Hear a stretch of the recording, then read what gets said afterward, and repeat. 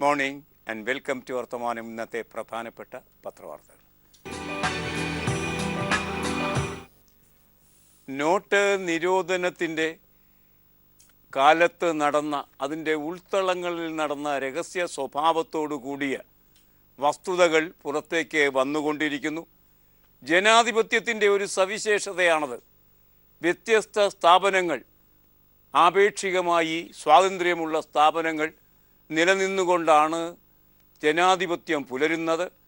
അതുകൊണ്ട് പാർലമെൻറ്റ് മറുപടി പറയുന്നില്ല എങ്കിൽ പാർലമെൻറ്റ് രൂപം കൊടുത്ത മറ്റ് കമ്മിറ്റികൾ അതിന് മറുപടി പറയുന്ന അവസ്ഥ സൃഷ്ടിക്കപ്പെടും. റിസർവ് ബാങ്ക് ഓഫ് ഇന്ത്യ എന്ന ഭരണഘടനാപരമായ സ്ഥാപനം, അതേമാതിരി റിസർവ് ബാങ്ക് ഓഫ് ഇന്ത്യയുടെ ഗവർണർ എന്ന ഭരണഘടനാപരമായ സ്ഥാപനത്തിൻ്റെ മേധാവി, ഇവർക്കൊക്കെ നോട്ട് നിരോധനവുമായി ബന്ധിപ്പിച്ച് എന്ത് പങ്കാണ് ഉണ്ടായിരുന്നത്? എന്തൊക്കെ നിലവാരത്തിലാണ് അവർ അവരുടെ ഉത്തരവാദിത്വം നിർവഹിച്ചിരിക്കുന്നത്? അവരുടെ കയ്യിലെ കണക്കുകൾ എന്താണ്? ആ കണക്കുകൾ അഭിമന്യിപ്പിക്കുന്ന രാഷ്ട്രീയ യാഥാർത്ഥ്യം എന്താണ്?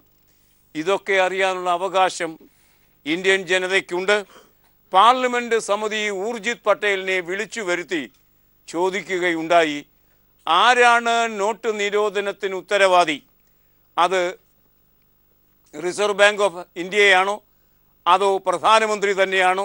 അതെയൊക്കെ സംബന്ധിച്ച് ഉള്ള ചോദ്യങ്ങൾ ചോദിക്കുകയുണ്ടായി. ആ ചോദ്യങ്ങളുടെ ഉത്തരങ്ങളാണ് ഊർജിത് പട്ടേൽ നൽകിയ ഉത്തരങ്ങൾ. ഉത്തരം പറയാൻ ബാധ്യസ്ഥമാണ് സ്ഥാപനങ്ങൾ. അതുകൊണ്ട് പ്രധാനമന്ത്രി മൗനം പാലിച്ചാലും അദ്ദേഹത്തിനൊപ്പം നിന്ന് ഈ വിക്രിയകളൊക്കെ കാട്ടിക്കൂട്ടിയ ബിരുദന്മാരുണ്ടല്ലോ, അവർ മറുപടി പറയേണ്ടി വരും. ഇതാ ഒരു പ്രധാനപ്പെട്ടയാൾ മറുപടി പറഞ്ഞു കഴിഞ്ഞിരിക്കുന്നു. മറുപടി ഇതുകൊണ്ടൊന്നും തീരാൻ പോകുന്നില്ല. വെള്ളം ഇനിയും കുടിക്കാനിരിക്കുന്നതേയുള്ളൂ ഊർജിത് പട്ടേൽ. നാളെയും അദ്ദേഹത്തിന് പാർലമെൻ്ററി കമ്മിറ്റിയുടെ മുന്നിൽ വന്ന് ഒരു കുറ്റവാളിയെ മാതിരി അവരുടെ ചോദ്യങ്ങൾക്ക് ഉത്തരം പറയാൻ നിർബന്ധിതനായ ഒരു സാഹചര്യമാണ് വന്നിരിക്കുന്നത്. ജനാധിപത്യത്തിൻ്റെ ഉൾക്കരുത്ത് അതാണ്. എന്താണ് ഊർജിത് പട്ടേൽ പറഞ്ഞത്? അതേ സംബന്ധിച്ച് മലയാള മനോരമ ആ വാർത്ത ലീഡ് വാർത്തയാക്കിയിരിക്കുന്നു. മറുപടി മൗനം എന്ന ശീർഷകത്തിലാണ് ആ വാർത്ത മനോരമ നമുക്ക് എത്തിച്ചു തരുന്നത്. ശബ്ദായമാനമായി മറുപടി പറയേണ്ട പ്രമുഖ പ്രമേയങ്ങൾ ആരു പറഞ്ഞിട്ട് നോട്ട് നിരോധിച്ചു? അത് സർക്കാരിൻ്റെ തീരുമാനമാണോ റിസർവ് ബാങ്ക് ഓഫ് ഇന്ത്യയുടെ തീരുമാനമാണോ? അങ്ങനെയാണെങ്കിൽ എത്ര പണമുണ്ടായിരുന്നു നോട്ട് നിരോധിക്കുമ്പോൾ റിസർവ് ബാങ്കിൻ്റെ നിയന്ത്രണത്തിൽ? എത്ര പണം തിരിച്ചു വന്നു നിരോധനത്തിൻ്റെ ഭാഗമായി? ഇതിനൊക്കെ മറുപടി പറയേണ്ടവർ പറഞ്ഞത് ഒന്നും പറയാനില്ല എന്നാണ്. അതായത് മൗനമായിരുന്നു ഏറ്റവും വലിയ കുലീനമായ മറുപടിയായി ഊർജിത് പട്ടേൽ മുന്നോട്ട് വെച്ചത്. പ്രധാനപ്പെട്ട ചോദ്യങ്ങൾക്ക് എം പിമാർ ചോദിച്ചു, മൗനം പാലിച്ചു ഊർജിത് പട്ടേൽ. എത്ര പണം തിരിച്ചെത്തി എന്ന് ഇപ്പോഴും റിസർവ് ബാങ്ക് ഓഫ് ഇന്ത്യയുടെ ഗവർണർക്ക് അറിയില്ല എന്ന് പറയുമ്പോൾ എത്ര ഉദാസീനമായാണ് ഈ കാര്യങ്ങളൊക്കെ പ്രധാനമന്ത്രി പ്രഖ്യാപിച്ച് നിർവഹിച്ചത് എന്ന് നാം ആലോചിക്കേണ്ടി വരും. നവംബർ 8-ന് ശേഷം എത്രയോ വെള്ളം പാലത്തിനടിയിലൂടെ ഒഴുകിപ്പോയി. 2 മാസങ്ങൾ കഴിഞ്ഞിട്ടും എത്ര നോട്ടുണ്ടായിരുന്നു? ഈ നിലവാരത്തിൽ നിരോധനം നടപ്പാക്കുമ്പോൾ 1000-ൻ്റെയും 500-ൻ്റെയും റിസർവ് ബാങ്ക് ഓഫ് ഇന്ത്യയുടെ കസ്റ്റഡിയിൽ വിവിധ ബാങ്കുകളിൽ. അതറിയില്ല നമ്മുടെ ഗവർണർക്ക് അഥവാ ഊർജിത് പട്ടേലിന്. അതുമാത്രമല്ല, എത്ര നോട്ടുകൾ തിരിച്ചു വന്നു അറിയില്ല. ഒന്നും അറിയാത്ത ഒരു മണ്ടൻ കളി തൻ്റെ മൗനത്തിൻ്റെ പിന്നിൽ മറച്ചു വയ്ക്കുകയായിരുന്നു റിസർവ് ബാങ്ക് ഓഫ് ഇന്ത്യയുടെ ഗവർണർ. അതുവഴി ഭരണഘടനാപരമായ ഈ സ്ഥാപനത്തിൻ്റെ അന്തസ്സിനെ തന്നെ ആ മഹാൻ കെടുത്തിക്കളഞ്ഞിരിക്കുന്നു എന്ന അനുമാനത്തിലേക്കാണ് വാർത്താലോകം എത്തുന്നത്. മലയാള മനോരമയുടെ ലീഡ് വാർത്ത ഇങ്ങനെ, എത്ര പണം തിരിച്ചെത്തി? മറുപടി മൗനം. പാർലമെൻ്ററി സമിതിക്ക് മുന്നിൽ ഉത്തരമില്ലാതെ ഊർജിത് പട്ടേൽ. വിവരാവകാശ ചോദ്യത്തിനും മറുപടിയില്ല. വാർത്തയുടെ വിശദാംശങ്ങൾ ഇങ്ങനെ. നോട്ട് റദ്ദാക്കലും അതുമായി ബന്ധപ്പെട്ട സംഭവ വികാസങ്ങളും സംബന്ധിച്ച അന്വേഷണങ്ങൾക്ക് മുന്നിൽ മൗനം പാലിച്ച റിസർവ് ബാങ്ക്. പാർലമെൻറ്റ് സമിതിക്ക് മുന്നിൽ ഹാജരായ ഗവർണർ ഊർജിത് പട്ടേൽ എത്ര പണം തിരിച്ചെത്തി എന്ന് വെളിപ്പെടുത്തിയില്ല. കേരളത്തിലെ ബാങ്കുകളിലെത്തിയ അസാധു നോട്ടുകളുടെയും ബാങ്കുകൾക്ക് വിതരണം ചെയ്ത പുതിയ നോട്ടുകളുടെയും കണക്ക് സംബന്ധിച്ച വിവരാവകാശ ചോദ്യത്തിനും റിസർവ് ബാങ്കിൻ്റെ മറുപടി മൗനം തന്നെ. കോൺഗ്രസ് നേതാവ് എം വീരപ്പ മൊയ്ലിയുടെ അധ്യക്ഷതയിലുള്ള ധനകാര്യ സ്ഥിരം സമിതിയാണ് ഊർജിത് പട്ടേലിൽ നിന്നും ഉന്നത ഉദ്യോഗസ്ഥരിൽ നിന്നും തെളിവെടുത്തത്. ഉന്നത ഉദ്യോഗസ്ഥരും ഊർജിത് പട്ടേലുമൊക്കെ സന്നിഹിതരായിരുന്നു. ഏതായാലും പ്രധാനപ്പെട്ട ചോദ്യങ്ങൾക്കൊക്കെ നിസ്സഹായമായ മൗനമായിരുന്നു ഊർജിത് പട്ടേലിൻ്റെ മറുപടി. ഊർജിത് പട്ടേലിനെ കുറേയൊക്കെ സഹായിക്കാൻ എത്തിയത് ആ സമിതിയിൽ പഴയ പ്രധാനമന്ത്രിയും അതുപോലെ പഴയ റിസർവ് ബാങ്ക് ഓഫ് ഇന്ത്യയുടെ ഗവർണറുമായിരുന്ന മൻമോഹൻ സിംഗ് തന്നെയായിരുന്നു. അദ്ദേഹം പലപ്പോഴും ഇദ്ദേഹത്തെ സഹായിച്ചു. ഒരു പഴയ ഗവർണർ എന്ന നിലയ്ക്ക് ആ സഹായത്തിന് സഹായിക്കാൻ പോലും കഴിയാത്ത വണ്ണം അങ്ങേയറ്റം അപഹാസ്യമായ മൗനത്തിലായിരുന്നു ഊർജിത് പട്ടേൽ എന്നാണ് പത്രങ്ങളൊക്കെ ഇതേ സംബന്ധിച്ച കാര്യങ്ങൾ പറഞ്ഞിരിക്കുന്നത്. ഊർജം നഷ്ടപ്പെട്ട നമ്മുടെ ഊർജിത് പട്ടേൽ ഇതുകൊണ്ടൊന്നും തീരുന്നില്ല. അദ്ദേഹത്തിന് ലഭിക്കാൻ പോകുന്ന പ്രഹരം കാണുക. നാളെ അദ്ദേഹത്തിന് PACക്ക് മുന്നിലും ഹാജരാകേണ്ടി വരും. അതായത് ഇന്നലെ വിയർത്തു, നാളെ കൂടുതൽ വിയർക്കാൻ പോകുന്നു. ആ വാർത്തയും മനോരമ പ്രധാനപ്പെട്ട വാർത്തയ്ക്കൊപ്പം തരുന്നു. ഊർജിത് നാളെ PACക്ക് മുന്നിൽ. Reserve bank governor Urjit Patel നാളെ KV തോമസ് അധ്യക്ഷനായ പബ്ലിക് അക്കൗണ്ട്സ് കമ്മിറ്റിക്ക് മുന്നിലും ഹാജരാകും. എന്നാൽ ബജറ്റ് തയ്യാറാക്കുന്നതിൻ്റെ തിരക്കിലായതുകൊണ്ട് ബാങ്കിങ്, റവന്യൂ, ധനകാര്യ സെക്രട്ടറിമാർ ഫെബ്രുവരി 10 ഹാജരാകൂ. ഈ ബജറ്റ് അവതരിപ്പിക്കുന്ന തിരക്കായതുകൊണ്ട് മറ്റ് സെക്രട്ടറിമാർ രക്ഷപ്പെട്ടു നിൽക്കുന്നു. പക്ഷേ ബജറ്റ് അവതരിപ്പിക്കുന്നത് തന്നെ ചോദ്യം ചെയ്യപ്പെട്ട് കഴിഞ്ഞിരിക്കുന്നു. ആ ചോദ്യം ചെയ്യപ്പെട്ട് കഴിഞ്ഞിരിക്കുന്ന അവസ്ഥ ഇപ്പോൾ ഇലക്ഷൻ കമ്മീഷൻ്റെ മുന്നിലാണ്. മിക്കവാറും ഇലക്ഷൻ കമ്മീഷൻ അത് അംഗീകരിക്കാനാണ് സാധ്യത. അങ്ങനെയാണെങ്കിൽ ഫെബ്രുവരി 1 ബജറ്റ് അവതരണം ഉണ്ടാകാൻ ഇടയില്ല. എന്നിട്ടും ഇതിനൊക്കെ വേണ്ടി തയ്യാറെടുത്തുകൊണ്ടിരിക്കുകയാണ് സെക്രട്ടറിമാർ. തൽക്കാലം അതിൻ്റെ മറവിൽ അവർ രക്ഷപ്പെട്ടു. നാളെയും ഉഷ്ണിച്ച് വിറച്ച് നിന്ന് മൗനം പാലിക്കേണ്ടി വരും PACയുടെ മുന്നിൽ. നമ്മുടെ ഊർജിത് പട്ടേലല്ല, ഊർജം നഷ്ടപ്പെട്ട പട്ടേൽ എന്ന് പറയേണ്ടി വരും. ഇനി മറ്റൊരു കൗതുകകരമായ വാർത്ത കൂടി ഇന്ന് ഇതുമായി ബന്ധിപ്പിച്ച് പത്രലോകം തരുന്നുണ്ട്. നേരെ ചൊവ്വേ കാര്യങ്ങളൊന്നും ചെയ്യാതിരുന്നാൽ പിൽക്കാലത്ത് ഇതേ സംബന്ധിച്ച് അനിഷ്ട സ്വഭാവത്തോടു കൂടിയ സത്യങ്ങൾ വാർത്താമാധ്യമങ്ങൾ കുഴിച്ചെടുക്കുമെന്നതിൻ്റെ നല്ല തെളിവാണ് ഇന്ന് നമുക്ക് ലഭിക്കുന്ന മറ്റൊരു വാർത്ത. ശിവസേന എന്ന പാർട്ടി, ആ പാർട്ടിയെ സംബന്ധിച്ച് നമുക്ക് നമ്മുടേതായ അഭിപ്രായങ്ങൾ ഉണ്ടാകാം. ശിവസേന എന്ന പാർട്ടി പ്രത്യയശാസ്ത്രപരമായ അതിൻ്റെ അടിസ്ഥാനം കൊണ്ട് തന്നെ, ഹിന്ദു രാഷ്ട്രം എന്ന അടിസ്ഥാനം കൊണ്ട് തന്നെ BJPയുടെ ഒരുപക്ഷെ ഏറ്റവും അടുത്ത സഖ്യശക്തിയാണ്. NDAയിലെ പ്രമുഖ ശക്തിയാണ് ശിവസേന. ഈ ശിവസേന BJPക്കൊപ്പം ഉണ്ണുകയും ഉറങ്ങുകയും ചെയ്യുന്ന ശിവസേനയ്ക്ക് നോട്ട് നിരോധനത്തെക്കുറിച്ച് എന്താണ് അഭിപ്രായം?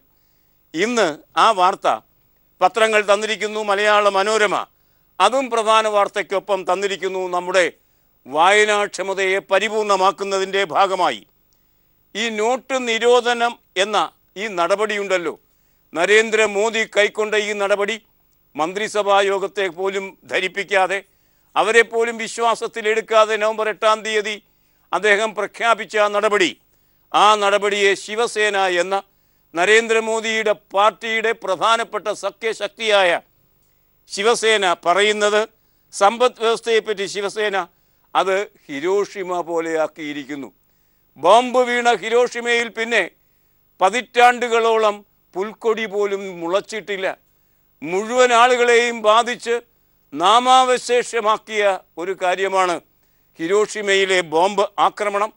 അതുപോലെ തന്നെ എല്ലാവർക്കും പരിക്കു പറ്റുന്ന, എല്ലാവർക്കും മാരകമായി ഭവിക്കുന്ന ആ ബോംബ് വർഷം പോലെയാണ്, ബോംബ് വർഷം കഴിഞ്ഞ ഹിരോഷിമ പോലെയാണ് ഇന്ത്യൻ സമ്പദ്ഘടന. ഈ സർജിക്കൽ സ്ട്രൈക്ക് കഴിഞ്ഞപ്പോൾ സംഘപരിവാരികൾ ഇവിടെ എല്ലാ സായാഹ്നങ്ങളിലും വന്നിരുന്ന് ദൃശ്യമാധ്യമങ്ങളിൽ വമ്പ് പറയുന്ന ആ കാര്യമുണ്ടല്ലോ, അതേക്കുറിച്ച് അവരുടെ തന്നെ സഖ്യശക്തിക്ക് പറയാനുള്ളത്, ശിവസേനയ്ക്ക് പറയാനുള്ളത്, ബോംബ് വീണ ഹിരോഷിമ പോലെയായി ഇന്ത്യൻ സമ്പദ്ഘടന എന്ന് പറഞ്ഞാൽ പെട്ടെന്നൊന്നും നടുവ് നിവർക്കാൻ കഴിയാത്ത അവസ്ഥയിലേക്ക് ഇന്ത്യൻ സാമ്പത്തിക രംഗത്തെ തള്ളിവിട്ട വിരുദ്ധനാണ് ഇന്നത്തെ പ്രധാനമന്ത്രി എന്നാണ് അവരുടെ പ്രധാനമന്ത്രിയെക്കുറിച്ച് തന്നെ ശിവസേന പറയുന്നത്. വാർത്തയുടെ വിശദാംശങ്ങൾ ഇങ്ങനെ: നോട്ട് പിൻവലിക്കൽ ജനങ്ങളുടെ മേൽ പതിച്ച അണുബോംബാണെന്നും ഇന്ത്യൻ സമ്പദ് വ്യവസ്ഥ ഹിരോഷിമയ്ക്കും നാഗസാക്കിയും പോലെ തകർന്ന് തരിപ്പണമായിരിക്കുകയാണെന്നും ശിവസേന. പാർട്ടി മുഖപത്രമായ സാമനയുടെ മുഖപ്രസംഗത്തിലാണ് സഖ്യകക്ഷിയായ BJPക്കും പ്രധാനമന്ത്രി നരേന്ദ്രമോദിക്കുമെതിരെ ശിവസേന ആഞ്ഞടിച്ചത്. മോദി ആർക്കും ചെവി കൊടുക്കുന്നില്ലെന്നും മന്ത്രിമാർ ബധിരരും മൂകരുമായ തത്തകളെ പോലെയാണ് എന്നും മുഖപ്രസംഗത്തിൽ സൂചിപ്പിച്ചിരിക്കുന്നു. അത്തരമൊരു തത്തയാണത്രേ ഊർജിത് പട്ടേലും. സ്വന്തം മന്ത്രിസഭയിൽ അദ്ദേഹം മനുഷ്യരെയല്ല എടുത്തിരിക്കുന്നത്. വെങ്കയ്യ നായിഡുവിനെ പോലെ ആൾക്കാർ ഇന്നലെയും തിരുവനന്തപുരത്തുണ്ടായിരുന്നു. മനുഷ്യരല്ല, തത്തയാണ്. തത്ത ഇന്നലെ ഇവിടെ പറന്നു പോയിട്ടുണ്ടാകും. ഏതായാലും തത്തമാരെ വെച്ച് ഗണിക്കുന്ന ഒരു പക്ഷിശാസ്ത്രക്കാരനായി നമ്മുടെ പ്രധാനമന്ത്രി അതപ്പതിച്ചിരിക്കുന്നു എന്നാണ് സഖ്യശക്തിയായ ശിവസേന കണ്ടെത്തുന്നത്. ആ വാർത്തയും ഇന്ന് മനോരമ പ്രധാന വാർത്തയ്ക്കൊപ്പം തന്നിരിക്കുന്നു.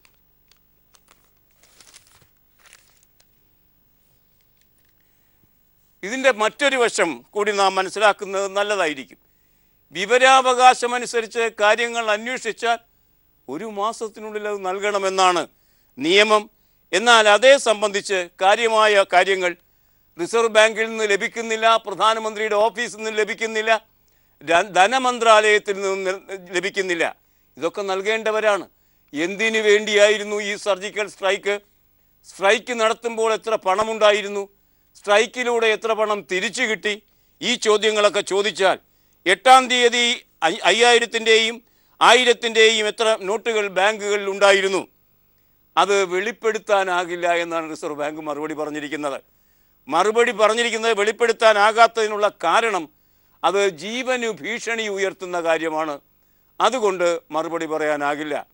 ഒരാളുടെ ജീവന് ഭീഷണി ഉണ്ടാക്കുന്ന ഒരു കാര്യമാണെങ്കിൽ അതയാൾ തുറന്നു പറയുന്ന പക്ഷം മറുപടി പറയാതിരിക്കാനുള്ള അവകാശം അയാൾക്കുണ്ട്. ആ അവകാശം സാധൂകരിച്ചിരിക്കുകയാണ് റിസർവ് ബാങ്ക്. എന്നാൽ 1000, 5000 നോട്ടുകൾ എത്ര തിരിച്ചെത്തി അത് പറയാനുള്ള സാമാന്യ മര്യാദയുണ്ടല്ലോ റിസർവ് ബാങ്കിന്. അതേ സംബന്ധിച്ച് റിസർവ് ബാങ്ക് പറഞ്ഞത് ഞങ്ങൾക്കതേ സംബന്ധിച്ച് വിവരമൊന്നുമില്ല. ഊർജിത് പട്ടേൽ പറഞ്ഞ കാര്യം തന്നെ. നോട്ട് അസാധുവാക്കൽ മീറ്റിംഗ്, അവരുടെ യോഗം കൂടണമല്ലോ. ആ ബോർഡ്, അതിൻ്റെ നിയന്ത്രണ ബോർഡിൻ്റെ യോഗം കൂടുമ്പോൾ ഊർജിത് പട്ടേലിൻ്റെ അധ്യക്ഷതയിലായിരിക്കും യോഗം കൂടുക. ആ യോഗത്തിൽ എത്ര പേർ പങ്കെടുത്തു, എത്ര പേർ ഈ സർജിക്കൽ സ്ട്രൈക്കിനെ അംഗീകരിച്ചു, എത്ര പേർ എതിർത്തു, അതറിയാൻ വിവരാവകാശ നിയമപ്രകാരം കത്തുകൊടുത്തപ്പോൾ പറഞ്ഞത് എല്ലാവരും അനുകൂലിച്ചു എന്നാണ്. പങ്കെടുത്ത എല്ലാ ബോർഡ് അംഗങ്ങളും അംഗീകരിച്ചു കൊണ്ട് തന്നെയാണ് ഇത്തരമൊരു നടപടിയിലേക്ക് നീങ്ങിയത് എന്ന് ഒരു കത്തിന് ഉത്തരം കൊടുത്തപ്പോൾ രണ്ടാമത് വന്ന വിവരാവകാശ കത്തിന് ഉത്തരം കൊടുത്തിരിക്കുന്നത് ഇതൊന്നും ഇപ്പോൾ നിങ്ങൾക്ക് പറഞ്ഞു തരാൻ ഈ റിസർവ് ബാങ്കിൽ ഇപ്പോൾ രേഖകളൊന്നുമില്ല. നവംബർ 7-ാം തീയതി യോഗം കൂടിയ കാര്യമാണ്. രേഖകളൊന്നും അവിടെ അവശേഷിക്കുന്നില്ല. ഒരേ ചോദ്യത്തിന് 2 ഉത്തരം കൊടുത്ത വിരുദ് കൂടി റിസർവ് ബാങ്ക് ഓഫ് ഇന്ത്യ കാണിച്ചിരിക്കുന്നു എന്ന് പറയുന്ന അവസ്ഥയാണ് സൃഷ്ടിക്കപ്പെട്ടിരിക്കുന്നത്. ഒരുപക്ഷെ ഊർജിത് പട്ടേലിൻ്റെ ആഭിമുഖ്യത്തിലുള്ള റിസർവ് ബാങ്ക് ഓഫ് ഇന്ത്യ എന്ന ഈ ഭരണഘടനാപരമായ സ്ഥാപനത്തെ സംബന്ധിച്ച് മുൻ ഗവർണറായിരുന്ന YV റെഡ്ഡി ഒരഭിപ്രായം പറഞ്ഞിരിക്കുന്നു. ഊർജിത് പട്ടേലിൻ്റെ സ്ഥാനത്ത് താനായിരുന്നുവെങ്കിൽ ഈ നിലവാരത്തിൽ നോട്ട് റദ്ദാക്കൽ ആവശ്യപ്പെട്ടാൽ താൻ അപ്പോൾ തന്നെ ലീവ് എടുത്ത് ആശുപത്രിയിൽ അഡ്മിറ്റ് ചെയ്യപ്പെടുമായിരുന്നു. അതിനെ തുടർന്ന് താൻ രാജിവെക്കുകയും ചെയ്യുമായിരുന്നു. കാരണം അത്രമാത്രം അശാസ്ത്രീയമായ കാര്യമാണ് പ്രധാനമന്ത്രി ആവശ്യപ്പെട്ടിരിക്കുന്നത്. ഇങ്ങനെയൊക്കെ ചെയ്യാൻ നട്ടെല്ല് വേണം. തത്തയായ ഒരാൾക്ക്, കൂട്ടിലടച്ച തത്ത എന്നൊന്നും പറഞ്ഞില്ല, തത്തയെപ്പോലെ പ്രധാനമന്ത്രി പറയുന്നത് ഏറ്റുപറയുന്ന ഒരാൾക്ക് അങ്ങനെയൊന്നും ചെയ്യാനുള്ള എല്ലുറപ്പും ചങ്കുറപ്പും ഉണ്ടാകില്ല. ആ നിലയ്ക്ക് ഒരാളാണ് ഊർജം മുഴുവൻ വാർന്നുപോയ നമ്മുടെ ഊർജിത് പട്ടേൽ. ഏതായാലും ഊർജിത് പട്ടേലിൻ്റെ പ്രവർത്തനം റിസർവ് ബാങ്കിൻ്റെ അന്തസ്സ് കെടുത്തി കളഞ്ഞിരിക്കുന്നു എന്നാണ് YV റെഡ്ഡി എന്ന റിസർവ് ബാങ്കിൻ്റെ മുൻ ഗവർണർ പറഞ്ഞിരിക്കുന്നത്. ആ നിലയ്ക്ക് അദ്ദേഹത്തിൻ്റെ വംശത്തിലുള്ള ആളുകൾക്ക് പോലും ഊർജിത് പട്ടേലിനെ സഹിക്കാൻ കഴിയാതായിരിക്കുന്നു. ഊർജിത് പട്ടേൽ ഇന്നലെ കമ്മിറ്റിയുടെ മുന്നിൽ ഹാജരായി അഭിപ്രായം പറഞ്ഞതിനെ സംബന്ധിച്ച് എല്ലാ പത്രങ്ങളും ഒരു കാര്യം പറയുമ്പോൾ ഊർജിത് പട്ടേലിന് അഭിപ്രായം പറയാൻ കഴിഞ്ഞില്ല. അത് അദ്ദേഹം മൗനമാണ് പാലിച്ചത്, തകർന്ന് താറുമാറായിപ്പോയി എന്ന് എല്ലാ പത്രങ്ങളും പറയുമ്പോൾ സംഘപരിവാര പത്രം ജന്മഭൂമി അത് 1-ാം പേജിൽ ആ വാർത്ത റിപ്പോർട്ട് ചെയ്തിരിക്കുന്നത് കാണുക. ആ വാർത്ത റിപ്പോർട്ട് ചെയ്യുമ്പോൾ ഊർജിത് പട്ടേലിനെ വെള്ള പൂശാനാണ് ജന്മഭൂമി ശ്രമിച്ചിരിക്കുന്നത്. കാരണം ഇതപര്യന്തം നവംബർ 8-ാം തീയതി മുതൽ ഇന്നുവരെ ഈ നിമിഷം വരെ ജന്മഭൂമി നോട്ട് നിരോധനത്തെ അംഗീകരിച്ചും അതിനെ പ്രകീർത്തിച്ച് മുന്നോട്ട് പോകുന്ന സംഘപരിവാര പത്രമാണ്. എങ്ങനെയാണ് ഊർജിത് പട്ടേലിൻ്റെ വാർത്ത അവർ റിപ്പോർട്ട് ചെയ്തിരിക്കുന്നത്? റിപ്പോർട്ട് ചെയ്തിട്ടുണ്ട് 1-ാം പേജിൽ, പക്ഷേ അത് മറ്റു പത്രങ്ങളിൽ നിന്ന് ഭിന്നമായാണ്. നമുക്ക് ആ വാർത്തയുടെ വിശദാംശങ്ങളിലേക്ക് പോകാം ഒരു ചെറിയ പരസ്യ ഇടവേളയ്ക്ക് ശേഷം. നോട്ട് റദ്ദാക്കലിൻ്റെ മുന്നൊരുക്കങ്ങൾ കഴിഞ്ഞ വർഷം ജനുവരിയിൽ തന്നെ ആരംഭിച്ചിരുന്നു എന്ന കാര്യം ഊർജിത് പട്ടേൽ പറഞ്ഞതാണ്. ജന്മഭൂമി അതിൻ്റെ ശീർഷകമാക്കിയിരിക്കുന്നത് വാർത്തയുടെ നോട്ട് അസാധുവാക്കൽ മുന്നൊരുക്കം ജനുവരിയിൽ തുടങ്ങി. നോട്ട് അസാധുവാക്കലിലുള്ള മുന്നൊരുക്കങ്ങൾ കഴിഞ്ഞ ജനുവരിയിൽ തന്നെ ആരംഭിച്ചതാണ് എന്ന് reserve bank governor Urjit Patel ആരോടും ആലോചിക്കാതെ തിടുക്കത്തിലാണ് നോട്ട് അസാധുവാക്കാനുള്ള തീരുമാനമെടുത്തത് എന്ന് പ്രതിപക്ഷാരോപണത്തിൻ്റെ മുനയൊടിക്കുന്നതാണ് RBI ഗവർണറുടെ ഈ മറുപടി. ആ മറുപടിയെക്കുറിച്ച് മാത്രമേ ജന്മഭൂമി റിപ്പോർട്ട് ചെയ്തുള്ളൂ. മറ്റതൊക്കെ സ്വയം പരിക്കേൽക്കും എന്നതുകൊണ്ട് മറച്ചു വയ്ക്കുകയും ചെയ്തിരിക്കുന്നു. ഏതായാലും ആ നിലയ്ക്ക് വാർത്ത റിപ്പോർട്ട് ചെയ്യുമ്പോൾ ഒരു വർഷം മുമ്പ് തന്നെ തയ്യാറെടുപ്പ് നടത്തിയിരുന്നു എങ്കിൽ എന്തുകൊണ്ട് കൃത്യമായി നോട്ടുകൾ ബാങ്കിൽ എത്തിച്ച് ആളുകളെ ബുദ്ധിമുട്ടിക്കാതിരിക്കാൻ ശ്രമിച്ചില്ല? അങ്ങനെയാണെങ്കിൽ അവരുടെ നിക്ഷേപം ഇപ്പോഴും അവർക്ക് തുടർന്നും പിൻവലിക്കാൻ കഴിയുമായിരുന്നുവല്ലോ. പ്രധാനമന്ത്രി രാജ്യത്തോട് പ്രതിജ്ഞ ചെയ്തത് മാതിരി 50 ദിവസങ്ങൾക്ക് ശേഷവും തങ്ങളുടെ പണം പിൻവലിക്കാൻ കഴിയാത്ത വണ്ണം എന്തുകൊണ്ട് അക്കൗണ്ട് ഹോൾഡേഴ്സ് ബുദ്ധിമുട്ടുന്നു എന്ന കാര്യമൊന്നും ജന്മഭൂമി പരിശോധിക്കുന്നതേയില്ല അവരുടെ ഈ വാർത്ത റിപ്പോർട്ട് ചെയ്യുന്ന സമയത്ത്. ഇന്ന് ജന്മഭൂമിയുടെ ലീഡ് വാർത്തയും പ്രത്യേകം ശ്രദ്ധിക്കേണ്ട വാർത്തയാണ്. ഇനിയും വരുന്നുണ്ട് പാതകങ്ങൾ, സൂക്ഷിച്ചിരിക്കുക നാട്ടുകാർ എന്ന് തോന്നുന്ന രീതിയിലാണ് കാണുക. ബിനാമി ഇടപാടുകൾ പരിശോധിക്കും. വെങ്കയ്യ നായിഡു ഇന്നലെ ഇവിടെ ഉണ്ടായിരുന്നു. തത്ത പറന്നിറങ്ങിയ കാര്യം ഞാൻ നേരത്തെ സൂചിപ്പിച്ചിരുന്നുവല്ലോ. അദ്ദേഹം പറഞ്ഞതാണ്, കള്ളപ്പണവും സ്വർണവും ഒക്കെ പിടിക്കാൻ പോകുന്നു. പണം പിടിച്ചതിൻ്റെ ക്ഷീണം ഇതുവരെ തീർന്നിട്ടില്ല മാലോകർക്ക്. അതിന് പുറകെ മാരക പ്രഹരം പോലെ വരുന്നു. ഈ ബിനാമി ഇടപാടുകളും സ്വർണവും ഒക്കെ പിടിക്കുന്നു. എന്താകാൻ പോകുന്നുവോ നമുക്ക് നോക്കാം. കള്ളപ്പണ വേട്ടയുടെ ഭാഗമായി ബിനാമി ഇടപാടുകളും സ്വർണത്തിലുള്ള നിക്ഷേപവും പരിശോധിക്കാൻ നടപടി സ്വീകരിക്കുമെന്ന് കേന്ദ്ര നഗരവികസന മന്ത്രി M. വെങ്കയ്യ നായിഡു. ഇതിനായി 1988 ബിനാമി സ്വത്ത് തടയാനുള്ള നിയമം ശക്തമായി നടപ്പാക്കും എന്നാണ് അദ്ദേഹം പറഞ്ഞിരിക്കുന്നത്. ചെയ്ത കാര്യമൊന്ന് ഭംഗിയായി ചെയ്തു തീർക്കുക, അതിനുശേഷം മതി പുതിയ കാര്യങ്ങളിലേക്ക്, പുതിയ വിവരക്കേടുകളിലേക്ക് എടുത്തു ചാടാൻ എന്ന് പറയാൻ തോന്നും ഇത്തരം വാർത്തകൾ വായിച്ചാൽ. BJP അധികാരത്തിൽ വന്നതിന് ശേഷം നമുക്ക് കാണാൻ കഴിയുന്നൊരു കാര്യമാണ്, പ്രധാനപ്പെട്ട അവരുടെ ആളുകൾ, പ്രധാനമന്ത്രി അടക്കം, അവരുടെ വിദ്യാഭ്യാസ യോഗ്യത എന്താണെന്ന് ചോദിച്ചാൽ അതിൻ്റെ വിവരാവകാശം പറഞ്ഞാൽ ആ രേഖ കൊടുക്കില്ല എന്ന് മാത്രമല്ല, പ്രധാനമന്ത്രിയുടെ വിദ്യാഭ്യാസം എത്ര എന്ന് ചോദിച്ചതിന് മറുപടി നൽകാൻ നിർദ്ദേശം നൽകിയ വിവരാവകാശ കമ്മീഷണറെ രാഖി രാമാനം സ്ഥലം മാറ്റിയ വാർത്ത കഴിഞ്ഞ ആഴ്ച പത്രങ്ങളിൽ വന്നിരുന്നു. പുതിയ വാർത്ത. ഇത് പ്രധാനമന്ത്രിയുമായി ചേർന്നതല്ല. പഴയ മാനവ വിഭവശേഷി മന്ത്രിണി സ്മൃതി ഇറാനിയെ നമുക്കൊക്കെ പരിചയമുള്ള ആളാണ്. തൻ്റെ വിദ്യാഭ്യാസ യോഗ്യതയെക്കുറിച്ച് ചോദിച്ച വിവരാവകാശ കമ്മീഷനിൽ ചോദിച്ച ചോദ്യത്തിന് ഉത്തരം പറയരുത് എന്ന് സ്മൃതി ഇറാനി ആവശ്യപ്പെട്ടിരിക്കുന്നു. ആ വാർത്ത സിറാജ് എന്ന പത്രം ഉൾപേജിൽ തരുന്നു. അതിങ്ങനെ: തൻ്റെ വിദ്യാഭ്യാസ യോഗ്യത പുറത്തുവിടരുതെന്ന് സ്മൃതി ഇറാനി. തൻ്റെ വിദ്യാഭ്യാസ യോഗ്യത സംബന്ധിച്ച വിവരങ്ങൾ പുറത്തുവിടരുത് എന്ന് കേന്ദ്രമന്ത്രി സ്മൃതി ഇറാനി ദില്ലി സർവകലാശാലയോട് ആവശ്യപ്പെട്ടു. വിവരാവകാശ നിയമപ്രകാരം അപേക്ഷ നൽകിയ വ്യക്തിക്ക് ഇത് വെളിപ്പെടുത്തരുത് എന്നാണ് അവർ ആവശ്യപ്പെട്ടിരിക്കുന്നത്. അങ്ങനെയൊന്നും വിവരാവകാശം അനുസരിച്ച് നിലപാടെടുക്കാൻ കഴിയില്ല. എങ്കിലും ആവശ്യപ്പെടാം മന്ത്രിക്ക് എന്ന് പറഞ്ഞാൽ പുറത്തറിഞ്ഞാൽ നാണം കെടുന്ന എന്തോ ഒരു പണി ഈ മഹതി ഒപ്പിച്ചിട്ടുണ്ട് എന്ന് വേണമെങ്കിൽ നമുക്ക് സംശയിക്കുകയും ചെയ്യും. മഹാന്മാരാണ്, മഹതികളാണ്. വിദ്യാഭ്യാസം എത്രയെന്ന് ചോദിക്കരുത്, ദേഷ്യം പിടിക്കും. പൊതുമേഖലാ സ്ഥാപനങ്ങളുടെ ഓഹരി വിറ്റഴിക്കലിനെ സംബന്ധിച്ച് ഇന്നലെ കേന്ദ്ര മന്ത്രിസഭ എടുത്ത തീരുമാനം ഇന്ന് വാർത്തയായി സിറാജ് എന്ന പത്രം ഒന്നാം പുറത്ത് തരുന്നു. പൊതുമേഖലാ സ്ഥാപനങ്ങളുടെ ഓഹരി വിറ്റഴിക്കൽ അനുമതി 5 ഇൻഷുറൻസ് കമ്പനികൾ ഉൾപ്പെടെ കേന്ദ്ര പൊതുമേഖലാ സ്ഥാപനങ്ങളുടെ ഓഹരി വിറ്റഴിക്കൽ ഇന്നലെ ചേർന്ന കേന്ദ്ര മന്ത്രിസഭാ യോഗം തീരുമാനിച്ചു. പൊതുമേഖലാ ഇൻഷുറൻസ് കമ്പനികളുടെ 25% ഓഹരി വിൽക്കാനാണ് അനുമതി നൽകിയത്. ഇൻഷുറൻസ് മേഖലയെ ഈ നിലയ്ക്കുള്ള അവസ്ഥയിൽ നിന്ന് മാറ്റി നിർത്തിയിരിക്കുകയായിരുന്നു ഇതുവരെ. ഇപ്പോഴതും അങ്ങനെ തന്നെ എത്തിച്ചേർന്നിരിക്കുന്നു എന്നു വേണം അനുമാനിക്കാൻ. ഇന്ന് ദേശാഭിമാനിയുടെ ലീഡ് വാർത്ത കേരളത്തിൽ നിന്നുള്ള വാർത്തയല്ല, ഒരു ഇന്ത്യൻ വാർത്തയുമല്ല, മറിച്ച് ബംഗാളിൽ നിന്നുള്ള വാർത്തയാണ്. ബംഗാളിൽ പ്രക്ഷോഭകർക്ക് നേരെ വെടിവയ്പ്, 2 പേർ മരിച്ചു. ഇന്നലെ ദൃശ്യമാധ്യമങ്ങളിൽ ആ വാർത്ത വന്നിരുന്നു. ഭൂമിയുമായി ബന്ധിപ്പിച്ച പ്രക്ഷോഭത്തിലാണ് വെടിവയ്പ് സംഭവിച്ചത്. സിംഗൂരും നന്ദിഗ്രാമിലും നടന്ന വെടിവയ്പ്പിലൂടെ ഒരു മന്ത്രിസഭ തന്നെ അവിടെ മറിഞ്ഞു എന്ന് മാത്രമല്ല, ഛിന്ന ഭിന്നമാകുന്ന അവസ്ഥയിലേക്ക് CPM എന്ന പാർട്ടി നടന്നു നീങ്ങുകയും ചെയ്തു. ഇതിനെ പ്രതിഷേധിച്ചുകൊണ്ട്, പ്രതിരോധിച്ചുകൊണ്ട്, അതിനെ എതിർത്തുകൊണ്ട് അധികാരത്തിൽ വന്ന് അന്ന് ആ പ്രക്ഷോഭങ്ങൾക്ക് നേതൃത്വം കൊടുത്ത മമതാ ബാനർജി മുഖ്യമന്ത്രിയായിരിക്കുമ്പോൾ ഇതാ വീണ്ടും കൃഷിക്കാർക്ക് ഭൂമിക്ക് വേണ്ടി സമരം ചെയ്യേണ്ടി വരുന്നു. സമരം ചെയ്യേണ്ടി വന്നാൽ വെടിയുണ്ട ഏറ്റുവാങ്ങി മരണത്തിൽ അഭയം തേടേണ്ടി വരികയും ചെയ്യുന്നു. ദേശാഭിമാനിയുടെ ആ ലീഡ് വാർത്ത ഇങ്ങനെയാണ്: പ്രക്ഷോഭകർക്ക് നേരെ പോലീസ് തേർവാഴ്ച, വെടി, 2 മരണം. നമുക്ക് ആ മരണവാർത്തയിലേക്ക് സഞ്ചരിക്കാം ഒരു ചെറിയ പരസ്യ ഇടവേളയ്ക്ക് ശേഷം. ഭൂമി തട്ടിയെടുക്കുന്നതിനെതിരെ പ്രക്ഷോഭം നയിച്ച ഗ്രാമീണർക്കും കൃഷിക്കാർക്കും നേരെയാണ് ബംഗാളിൽ വെടിവയ്പ് ഉണ്ടായത്. ഗോപി കൽക്കത്തയിൽ നിന്ന് ആ വാർത്ത റിപ്പോർട്ട് ചെയ്യുന്നു. ബംഗാളിൽ ഭൂമി തട്ടിയെടുക്കുന്നതിനെതിരെ പ്രക്ഷോഭം നയിച്ച ഗ്രാമീണർക്കും കൃഷിക്കാർക്കും നേരെ പോലീസ് നടത്തിയ വെടിവയ്പിൽ 2 പേർ കൊല്ലപ്പെട്ടു. നിരവധി പേർക്ക് പരിക്കേറ്റു. പോലീസ് തേർവാഴ്ചയിൽ നിരവധി വീടുകളും കടകളും തകർന്നു.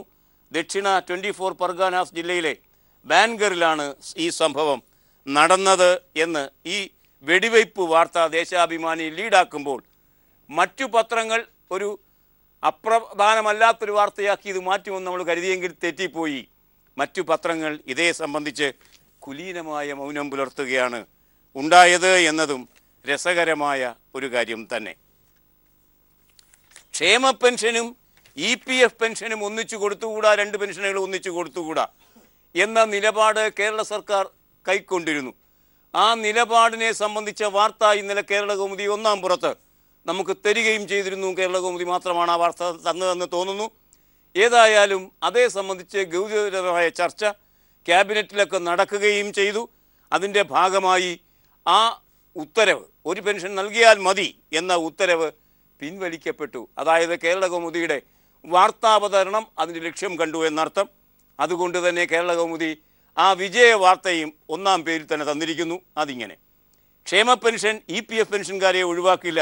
C. വിമൽകുമാർ വാർത്ത തരുന്നത് ഇങ്ങനെ: EPF പെൻഷൻ വാങ്ങുന്ന ക്ഷേമ പെൻഷൻ ലഭിക്കുന്നതിൽ നിന്ന് ഒഴിവാക്കിയ സർക്കാർ നടപടി പുനഃപരിശോധിക്കും. ഇത് സംബന്ധിച്ച് നവംബർ 8-ന് പുറത്തിറക്കിയ ഉത്തരവിൽ മാറ്റം വരുത്തി ഇന്ന് തന്നെ പുതിയ ഉത്തരവ് ഇറക്കുമെന്ന് മന്ത്രി J. മേഴ്സിക്കുട്ടിയമ്മ അറിയിച്ചു. ഇന്നലെ തന്നെ പുതിയ ഉത്തരവ് ഇറങ്ങി. 2 പെൻഷനുകളും അവർക്ക് ലഭിക്കും എന്നായി. റീസർവേ നടപടികൾ പുനരാരംഭിക്കുന്ന വാർത്ത ഇന്ന് പത്രലോകം റിപ്പോർട്ട് ചെയ്തിരിക്കുന്നു. മംഗളം അത് 1-ാം പേജിൽ തന്നെ തരുന്നു. അതിങ്ങനെയാണ്: കഴിഞ്ഞ UDF സർക്കാർ ഇടപെട്ട് നിർത്തിവെച്ച ഭൂമിയുടെ റീസർവേ പുനരാരംഭിക്കാൻ മന്ത്രിസഭാ യോഗം, ഇന്നലെ നടന്ന മന്ത്രിസഭാ യോഗം തീരുമാനിച്ചിരിക്കുന്നു എന്നാണ് വാർത്ത. ഒരു BJP പ്രവർത്തകൻ വെട്ടേറ്റ് മരിച്ചു.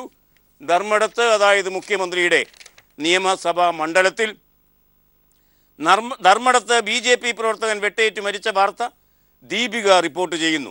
മുഖ്യമന്ത്രിയുടെ മണ്ഡലത്തിൽ വീണ്ടും കൊലപാതകം. ധർമ്മടം നിയോജക മണ്ഡലത്തിലെ BJP പ്രവർത്തകൻ ആണ്ടല്ലൂർ മുല്ലപ്രം ക്ഷേത്രത്തിന് സമീപത്തെ സന്തോഷ് വെട്ടേറ്റ് മരിച്ചു. ഇക്കഴിഞ്ഞ തദ്ദേശ തെരഞ്ഞെടുപ്പിൽ ധർമ്മടം പഞ്ചായത്തിലെ BJP സ്ഥാനാർത്ഥിയായി മത്സരിച്ചിരുന്നു സന്തോഷ്. ഇന്നലെ രാത്രി 11:40 മണിയോടെയാണ് ഈ സംഭവം നടന്നിരുന്നത്. അതുമായി ബന്ധിപ്പിച്ച് ഇന്ന് കണ്ണൂർ ജില്ലയിൽ ഹർത്താലാണ്. രാവിലെ 6 മുതൽ വൈകുന്നേരം 6 വരെ.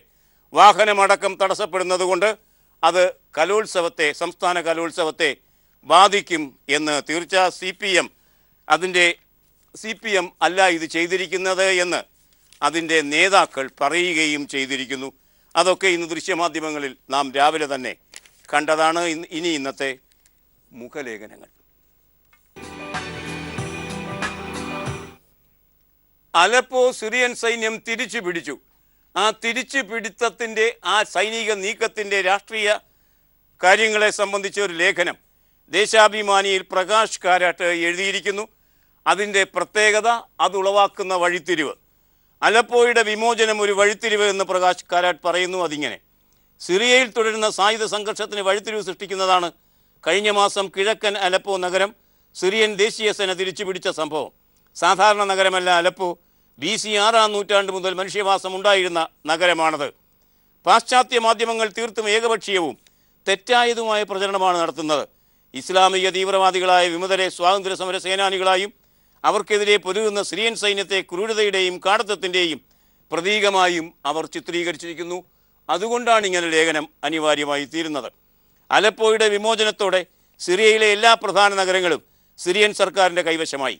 അൽ ഖ്വയ്ദയെയും IS-നെയും മാറ്റി നിർത്തി മറ്റ് വിമത ഗ്രൂപ്പുകളുമായി സിറിയൻ സർക്കാർ സമാധാന സംഭാഷണം നടത്തുന്നതിന് റഷ്യൻ പ്രസിഡന്റ് പുതിൻ്റെ നേതൃത്വത്തിൽ റഷ്യയും തുർക്കിയും മുൻകൈയെടുത്തു വരികയാണ്.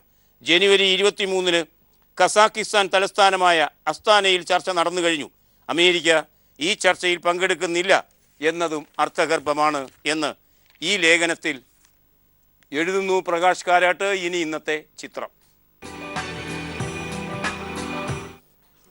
തമിഴ്നാടിൻ്റെ ഒരു കാർഷിക ഉത്സവമാണ് ജല്ലിക്കെട്ട് എന്ന കാളയോട്ടം.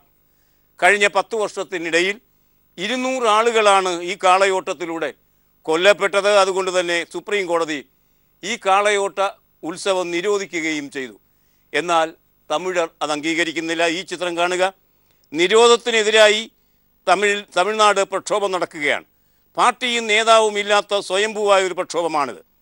ഈ പ്രക്ഷോഭം ചെന്നൈയിൽ ട്രാഫിക് വരെ മുടക്കുന്ന ലക്ഷക്കണക്കിന് ചെറുപ്പക്കാർ അണിനിരന്ന പ്രക്ഷോഭ ദൃശ്യം ഇന്ന് ഹിന്ദു 1-ാം പേജിൽ തന്നെ തന്നിരിക്കുന്നു. ഈ ദൃശ്യത്തോടെ ഇന്നത്തെ വർത്തമാനം സമാപിക്കുകയാണ്. Nice day, good bye.